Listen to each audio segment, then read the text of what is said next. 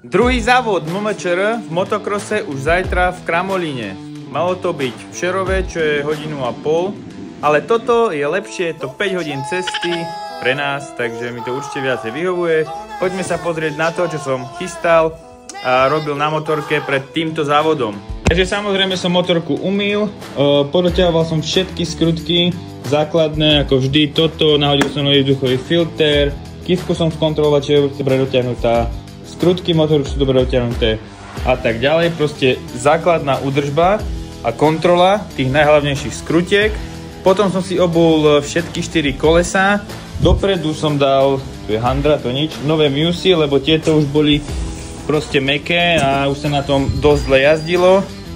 Takže tréning idem na týchto kolesách, no špinavá guma, ale tak. Prvý tréning idem na týchto kolesách, no tento fakt len prvý tréning, lebo ten je mŕtvý a chcem ušetriť tieto kolesá do kvaldy a na závody, takže tak. No a už som si potom len umyl veci, ako sú okuliare, prilba a tak ďalej, aby to bolo čisté. A teraz tak všetko. Dáme si ešte jeden štartík. Ready! Teraz to idem naložiť do auta a vidíme sa na trati už možno dnes, ak si idem natočiť nejaké video, a keď dnes nie, tak sa vidíme zajtra, takže ma sledujte. Ak sa vám toto video páčilo, dajte like, môžete si ho uložiť alebo zazdieľať. Čaute!